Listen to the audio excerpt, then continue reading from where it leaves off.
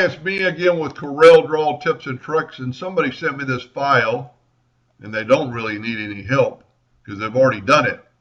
But I'm just looking at it, and the school bus is just an outline, and in the original it's a solid.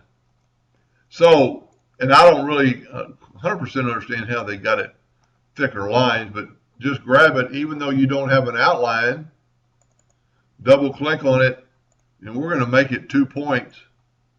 And now you have an outline, and the bus is solid like the original.